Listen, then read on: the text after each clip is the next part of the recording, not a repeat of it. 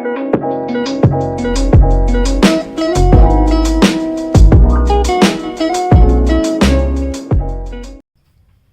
guys, welcome back to my YouTube channel. So in this video I will be talking about how to write your professional exams. Okay, तो actually पता है हम जैसे 11th 12th से आए होते हैं तो हमें वो अप्रोच पता होती है कि किस तरीके से उधर लिखना होता है. बट अगर मैं ये बोलूँ कि MBBS के जो प्रोफेशनल एग्ज़ाम्स होते हैं आपको जिस तरीके से लिखना होता है तो वो भी आपको आइडिया होना चाहिए अगर आपको अच्छे मार्क्स सिक्योर करने हैं. सबसे पहले फर्स्ट क्वेश्चन इज कि कहाँ से पढ़े, आपका सोर्स क्या होना चाहिए अगर आपको प्रोफेशनल एग्जाम्स लिखने हैं. देखो अगर मैं यहाँ पर बात करूँ तो देखो बुक्स ही एक अल्टीमेट सोर्स है जो कि आपको प्रोफेशनल एग्जाम्स में अच्छे से लिखने के लिए हेल्प करेगा.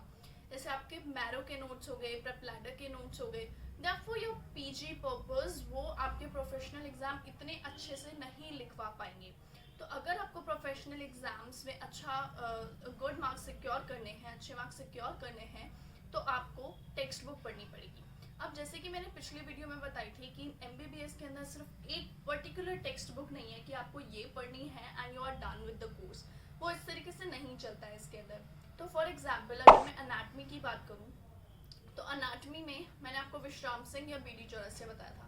तो अनाटमी का बहुत सिंपल है कि यही वाली बुक्स आपको फॉलो करनी है. अगर मैं फिजियोलॉजी की बात करूं, अगर आप गाइटन पढ़ रहे हैं, ग्राउंड पढ़ रहे हैं तो वो आपके कंसेप्ट बनाने के लिए है. आप उससे अपने प्रोफेशनल एग्जाम इतने अच्छे से नहीं लिख पाएंगे.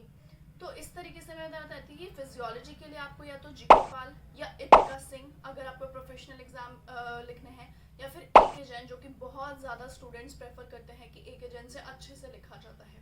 तो इट इज़ वेरी इंपॉर्टेंट कि आप किस टाइम प्रोफेशनल एग्जाम मतलब प्रोफेशनल एग्जाम में कौन सा आप सोर्स चूज कर रहे हैं और उसी पे ही आप पूरे साल स्टिक करिए कि हाँ भाई मुझे अगर प्रोफेशनल एग्जाम्स लिखने हैं तो मैं यहाँ से पढ़ के जाऊँगा या जाऊँगी. तो अनाटमी के लिए अब इंडिविजुअल सब्जेक्ट्स की बात कर लेते हैं. तो अनाटमी के लिए हम विश्राम सिंह या फिर BD चौरसिया ही बोलेंगे. Next is physiology. फिजियोलॉजी के लिए आप GK पाल, इतिका सिंह या फिर AK Jain. Third is biochemistry. तो अगर बायोकेमिस्ट्री के लिए मैंने बताया था कि मैंने अपने जो फर्स्ट ईयर में पढ़े थे और मोस्ट ऑफ द स्टूडेंट्स ने जो पढ़े थे वो डॉक्टर झम्बुलकर के नोट्स थे. तो आप वो रेफर कर सकते हैं, झम्बुलकर के notes.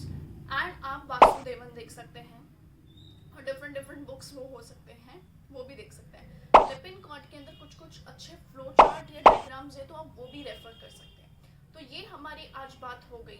This is the first question कि हम सोर्स हम पढ़े कहाँ से हम लिखे प्रोफेशनल एग्जाम्स. तो ये रहा आपका सोर्स. ओके, तो अब हमने देख लिया कि हमने सोर्स अपना देख लिया, हमने पूरा अच्छे से उसको देख लिया, कहाँ से पढ़ना है वो हमने चीज़ देख ली. अब हमने उसको लर्न भी कर लिया. अब हमें एक्चुअल एग्जाम्स में कैसे लिखना है. आपको जो शीट मिलती है सबसे पहले मैं आपको पेन का बताऊंगी कि आपको ब्लैक एंड ब्लू पेन ये दोनों पेन ही यूज करने हैं. मोस्ट ऑफ द कॉलेजेस में इसके अलावा पेन अलाउड नहीं होते. You know colour pens are not allowed in some colleges और फिर वो अच्छा इंप्रेशन नहीं बनाते टीचर्स पे. तो आपको ब्लू जेल पेन या फिर blue ball pen whatever suits you आपको वो लेना है और एक ब्लैक पेन लेना है. आपको ये इंपॉर्टेंट चीज़ है. अब देखो कोई भी अगर आप लिख रहे हो, फॉर एग्जांपल आप क्वेश्चन लिख रहे हो तो सबसे पहले क्वेश्चन 1 जो है आपने सबसे ऊपर उसकी हेडिंग अच्छे से डालनी कि क्वेश्चन 1 या आंसर 1 आप अच्छे से उसको दिखे. क्योंकि एक्चुअली क्या होता है बहुत सारे क्वेश्चन होते हैं ना, तो कभी कभी हम साइड में जो लिख देते हैं वो बहुत छोटा सा होता है, टीचर को नहीं दिखा होता, वो कभी कभी स्किप कर जाते हैं. तो आपको क्या करना है, जब भी आप कोई भी क्वेश्चन स्टार्ट करो तो आपको बड़ा बड़ा लिखना है. This is question 1, this is answer 1. तो आपको इस तरीके से बड़े बोल्ड लेटर्स में ब्लैक पेन से आपको हेडिंग डालनी है.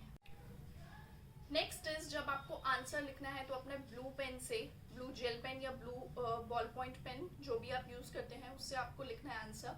और आपको इम्पॉर्टेंट लाइन को या इम्पॉर्टेंट वर्ड को आपको करना है अंडरलाइन. अब जब आप ब्लू पेन से लिख रहे हैं या तो आप अपने ब्लू पेन से अंडरलाइन कर सकें. अगर आपको और थोड़ा सा उसको लाइक हाईलाइट करना हो तो आप अपने ब्लैक पेन से भी कर सकते हैं या फिर आप अपने कलर पेंसिल ले जा सकते हैं. कलर पेन्स तो इतने अलाउड नहीं होते बट आप कलर पेंसिल यूज कर सकते हैं. तो आप क्या कर सकते हैं, अपने कलर पेंसिल्स जो लेकर जाते हैं, पेंसिल कलर्स जो बोलते हैं, उनसे अपना हाईलाइट कर सकते हैं जो भी आपका इम्पोर्टेंट पॉइंट हो। वो एक बहुत अच्छा इम्प्रेशन टीचर पे वो करता है, पोर्ट्रे करता है कि बच्चे को आता है, बच्चे को पता है कि कौन कौन से इम्पोर्टेंट चीज़ हैं, और टीचर के पास इतना टाइम ही नहीं होता कि वो इतनी जल्दी जल्दी से, क्योंकि इतनी सारी आंसर शीट होती हैं जो उसको चेक करनी होती है। तो इट इज़ वेरी इंपॉर्टेंट कि आप अपने इम्पोर्टेंट पॉइंट्स को हाईलाइट ज़रूर करें। नेक्स्ट इज, जब भी आप अपना कोई आंसर लिखते हैं, जो भी उसके इम्पोर्टेंट हेडिंग्स हैं, वो आप अपने अच्छे से बोल्ड लेटर्स में या फिर बोल्ड पेन से लिखें, ब्लैक पेन से लिखें, और जो आपका आंसर है वो ब्लू पेन से। फॉर एग्जाम्पल, अगर कोई फिजियोलॉजी का क्वेश्चन है, आपको कोई भी मिला है, तो आपने सबसे पहले डेफिनेशन लिखा, तो आपने ब्लू पेन से डेफिनेशन लिखा, आपने हेडिंग लिखा कि डेफिनेशन या फिर वट एवर इट इज, जो भी उसका हेडिंग है वो आपने लिखा और उसकी डेफिनेशन लिख दी। फिर आपने उसके टाइप्स लिखे, तो आपने बड़ा बड़ा लिखा कि टाइप्स, एंड देन टाइप्स आपने उसके लिखे। उसके बाद आपने उसकी पैथोजेनेसिस या इटियोपैथोजेनेसिस लिखा, वो आपने लिखे, कॉजेज लिखे, मैनेजमेंट लिखा, ट्रीटमेंट लिखा। मतलब जो भी क्वेश्चन है, अगर आप इस तरीके से हेडिंग में लिखते हैं तो वो टीचर के ऊपर एक अच्छा इम्प्रेशन मार्क करते हैं कि yes, student knows it very well. तो it is a good practice अगर आप इस तरीके से करते हैं।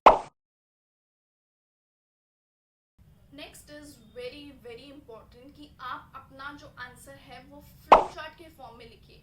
ये बहुत ज़्यादा इंपॉर्टेंट है, ये हमें फर्स्ट ईयर से बताया जा रहा है कि अगर आप फ्लो चार्ट के फॉर्म में लिखते हैं तो वो टीचर का भी टाइम सेव करता है और आपका भी टाइम सेव करता है उसको लिखने के अंदर। तो आपने क्या करना है, जो भी क्वेश्चन है आपके, जैसे इटियोपैथोजेनेसिस है, वो एकदम फ्लो चार्ट में बिल्कुल अच्छे से बन सकती है कि दिस इज द सिक्वेल, कि आपने पहले पहले ये हुआ, फिर ये सीक्वेंस है, फिर ये सीक्वेंस है।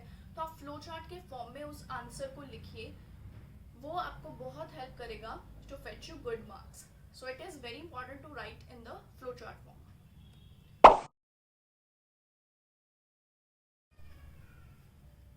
Next important thing is, specifically मैं एनाटॉमी के लिए बोलूंगी कि आप जो भी क्वेश्चन लिखते हैं, फॉर एग्जांपल कोई भी आपने लिखा, सपोज करो रोटेटर कफ के बारे में लिखा, तो आपने पूरा रोटेटर कफ में जैसे जैसे मैंने हेडिंग्स बताई, जो जो आपकी हेडिंग्स उसके अंदर क्वेश्चन के अंदर, पर्टिकुलर क्वेश्चन के अंदर बनेंगी, वो आपने हेडिंग्स पे लिखा। लास्ट में एक क्लिनिकल इम्पोर्टेंस उसकी उस चीज़ की लिखनी है कि भाई रोटेटर कफ की क्लिनिकल इंपॉर्टेंस ये है, एंटीरियर डिसलोकेशन, पोस्टीरियर डिसलोकेशन जो भी हो जाता है वो उसकी इम्पॉर्टेंट है। तो ये बहुत ज़्यादा इम्पॉर्टेंट है और बहुत ज़्यादा अच्छा इंप्रेशन अगेन टीचर को वो करता है कि क्लिनिकल हर एक चीज़ है। तो हर एक क्वेश्चन की ट्राई करो कि बाद में आप उसका बड़ा बड़ा करके हेडिंग डाल के कि क्लिनिकल इम्पोर्टेंस, वो आप फिर लिखिए कि क्लिनिकल इम्पोर्टेंस उस पर्टिकुलर चीज़ की क्या है। Okay, next thing is diagrams. Okay, तो बहुत ज़्यादा इंपॉर्टेंट है, अगर आपको कोई क्वेश्चन लिखना है तो आप अगर उस क्वेश्चन के अंदर ज़्यादा से ज़्यादा डायग्राम्स बना दोगे ना, और एक बंदे ने पूरा एकदम पूरी राम गाथा लिखी हुई है, तो उस बच्चे को ज़्यादा मार्क्स मिलेंगे जिसने डायग्रामेटिकली उस क्वेश्चन को अच्छे से एक्सप्लेन किया है। तो बहुत ज़्यादा रोल प्ले करता है आपके डायग्राम्स। तो आप कोशिश करें कि आप कलरफुल डायग्राम्स बनाएं, आप अच्छे अच्छे डायग्राम्स, बिल्कुल साफ सुथरे डायग्राम्स बनाएं, जितनी आपसे हो सके उतने डायग्राम्स आप बनाएं। तो आपको यही अप्रोच अपनी, जब आप अपनी प्रैक्टिस कर रहे हैं, जब आप अपना पढ़ रहे हैं, आपको कोई भी क्वेश्चन आता है, जैसे आप प्रीवियस ईयर क्वेश्चन देखते हैं, तो जो भी आपके पास क्वेश्चन आता है तो आपको डायग्राम उसका सोचना है कि मैं इस पर्टिकुलर क्वेश्चन में ये वाले डायग्राम ज़्यादा से ज़्यादा इनकलकेट कर सकता हूँ या कर सकती हूँ, तो वो भी आपका एक अच्छा इंप्रेशन लीव करेगा। अगेन डायग्राम्स के अंदर आप क्या करिए, पेंसिल से डायग्राम ड्रॉ कीजिए, पेन अवॉइड कीजिए डायग्राम ड्रॉ करने के लिए। आप कलर पेंसिल्स यूज़ कर सकते हैं। एंड प्लीज़, जैसे कि एनाटॉमी में एक कलर कोडिंग होती है कि आपको मसल को ब्राउन कलर ही देना है, नर्व को येलो कलर ही देना है, आर्टरी को रेड कलर ही देना है। तो इन चीज़ों का, इन कलर कोडिंग का भी ज़रूर से ध्यान रखिए और ज़्यादा से ज़्यादा डायग्राम्स बनाइए। The most important thing is, इतना ज़्यादा सिलेबस है तो क्या सब पढ़ के जाना है अगर अच्छे मार्क्स करने हैं?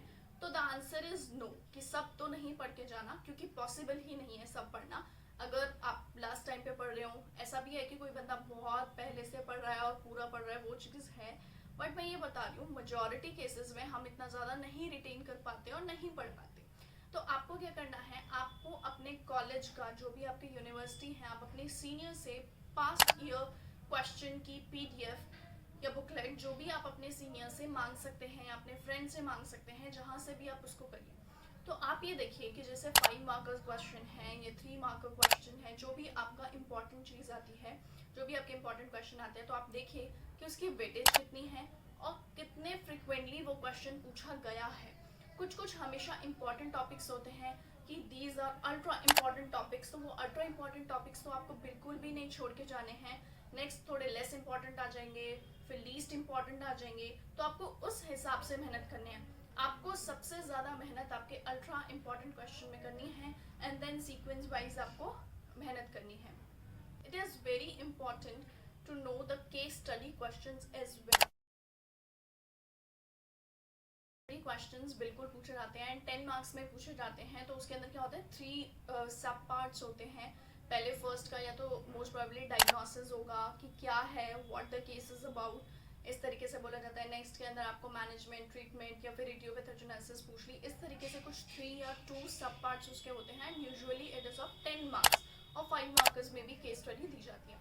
तो आप केस स्टडी के क्वेश्चंस भी सॉल्व कीजिए, जो भी पर्टिकुलर आपका सब्जेक्ट है उससे रिलेटेड आप केस स्टडी के क्वेश्चन सॉल्व कीजिए। जैसे अनाटमी के बुक के पीछे भी क्लिनिकल कॉर्नर्स या फिर केस स्टडी क्वेश्चंस होते हैं, वो आप देखिए। फिजियोलॉजी में भी देखिए, बायोकेम में भी देखिए। तो ये केस स्टडी क्वेश्चंस भी बहुत इंपॉर्टेंट है सॉल्व करना। तो इनकी भी प्रैक्टिस आप कीजिए अपने टाइम पर जब आप प्रैक्टिस कर रहे हैं।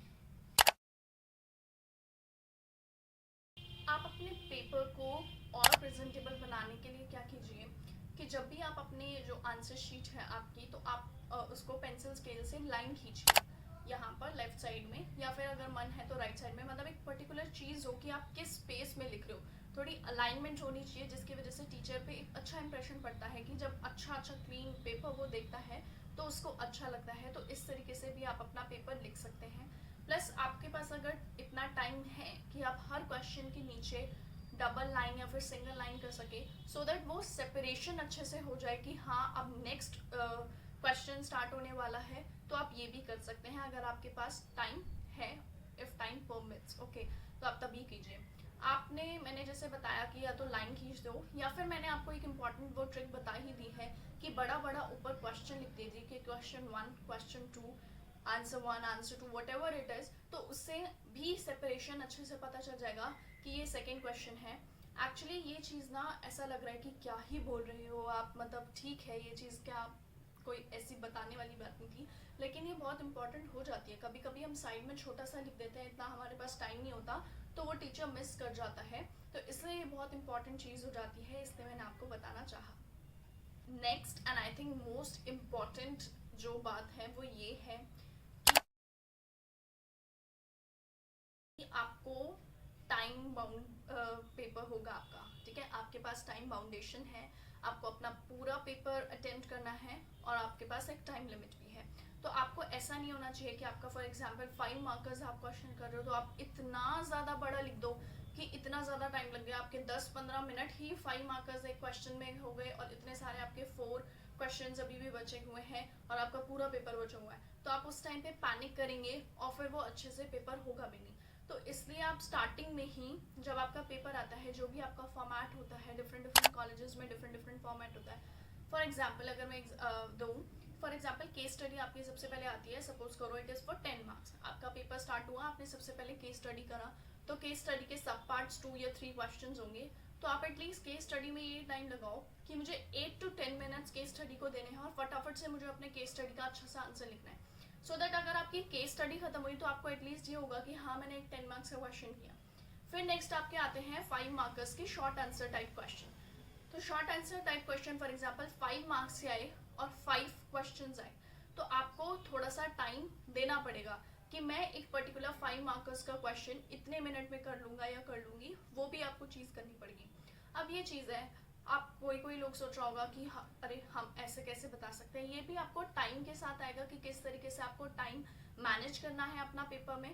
पहले पेपर तो ऐसा लगता है कि कितना लेंथी होता है, क्योंकि हमारा इतना टाइम एक्चुअली बहुत ज़्यादा टाइम हुआ होता है और नीट के लिए बेसिकली हमने ऑब्जेक्टिव प्रैक्टिस की होती है, तो सब्जेक्टिव की नॉलेज और सब्जेक्टिव की प्रैक्टिस होती ही नहीं है, हमें बहुत कम हो जाती है। तो ये आपको ज़रूर से ध्यान रखना है कि किस तरीके से अपना सब्जेक्टिव पेपर आप करेंगे विद इन टाइम लिमिट।